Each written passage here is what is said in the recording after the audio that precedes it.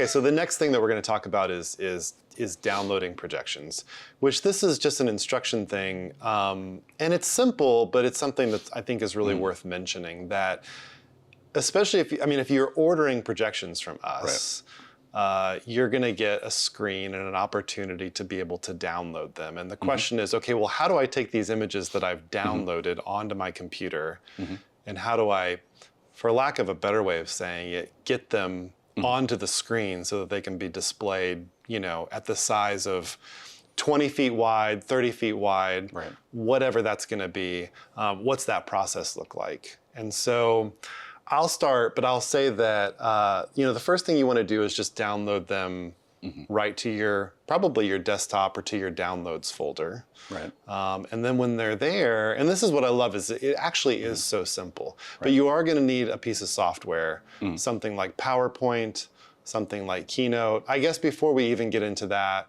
you definitely want to make sure that you get them into a folder on your desktop, probably, and you can jump in at any point. Sure. So this might sound elementary, but what is a download, right? We say download something. I don't know that that's always clear. Essentially there's a copy of it stored on a system on the internet somewhere, and you are making a copy onto your computer, right? So the question is, what computer are you going to use for projecting? Right, they need to be on that computer. So if you get the email from your website and go download them to your personal laptop, somehow you've got to get that from that computer to the one you're projecting on. So that might be an email or a thumb drive, a little USB drive you can plug in your computer and then copy those into a folder, some way to organize them. And then once you've got them on a thumb drive or emailed to whoever's going, you might have a technical person. You might need to send them as an attachment in an email to them. Or share them in a Google folder or something like that. Yeah, once you have that file, right, which is just bits in a computer, you've got to get them to the computer that's running the projector. And then, now I guess I'm going to tangent for a second here, because some of this stuff, it's typical of technology, right? There's options. You could download the pictures to your computer and put them in Keynote or PowerPoint or whatever application you want to use, and then copy the PowerPoint or the Keynote file to the projection person. Or you could send them the photos and then they might assemble it. All right, so there's different approaches depending on how people want to set that up. If you're not comfortable creating the Keynote file or the PowerPoint file, what else do people use? There's other... QLab. QLab is another Mapper. one. Right, there's a lot of different applications people might be using. You might not have that program or be familiar with it, but if you have someone in the theater who is, you would send them the images, right? The beauty of what you guys created is it's just image files, so most people are familiar with taking a picture and sending it to someone or saving it, right? And so if you can send those files via email to the technical person or on a thumb drive, copy it from your download folder in Windows or on a Mac, go to the downloads folder, copy it to an external drive, and then hand that to the person, because you can get those for a few dollars now. Maybe you just go buy a $10 thumb drive and copy them to it and hand it to them, and then you don't have to worry about it, right? And then they can put it into the software that they use to run the projector. Yeah, and one of the things I want to stress is how simple it really is, because a program like Keynote, if you have a Mac, it might already be on there. Right. It's not an expensive piece of software. Right. People have access to Google Slides. They have access to PowerPoint.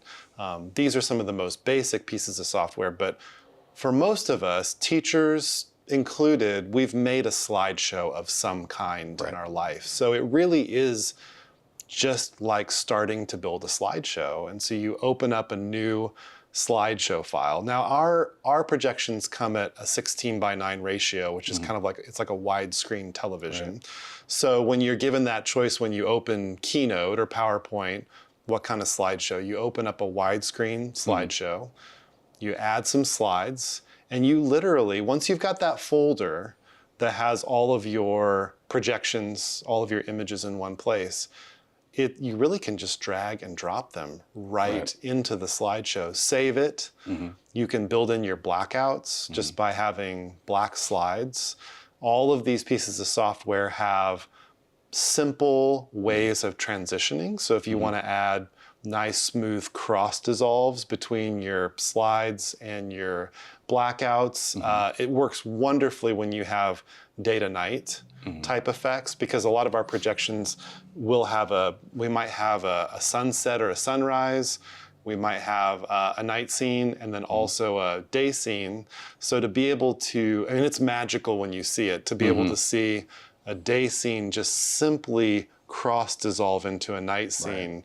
I mean, that's a beautiful way. We were talking about transitions earlier, and it's a beautiful way to be able to transition a scene on stage, which you can do with lighting sometimes with fabric backdrops, but it's definitely not the effect that you get when you do it with projections, to be able to go from one slide to the other.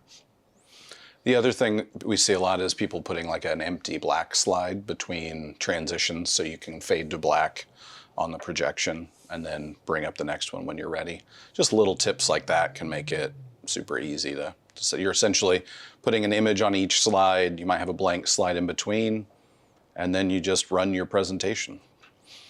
So then you can use arrow keys or whatever hotkeys might be in the computer to cycle through them.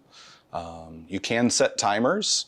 I've even seen some of the nicer theaters we've worked with where they might have a system that ties light cues with the projector.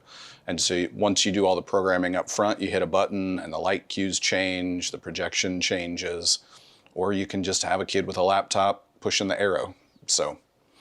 And that's really I was thinking specifically about competitive theater down in Texas, you know, what they're doing with one acts, because if you're taking the time to build a slideshow, you know, for a show, the nice thing is that show then becomes easy to move because you've got all of that on one Keynote file that doesn't, I mean, you've got everything built in, it's saved, it's there as far as the projections are concerned, so you can open it right back up, everything's gonna be there. When time's of the essence to be able to get set up quickly.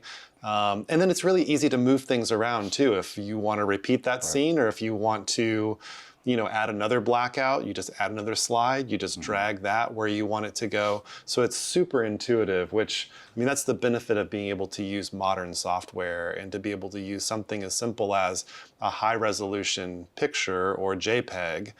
But even for the animated files, I mean, they're just the same. You drag them in just the same. And then when you are playing through your slideshow, you know, which is your playback for the show, you'll get, you know, you'll be advancing it with an arrow key, and then you'll get to an animated one and you just hit the space bar. And a lot of our projections are built on a loop, so they can just sort of cycle through endlessly. You can set the video to loop, And then when you're ready to move on, you just onto the arrow key and then you're off to the next scene.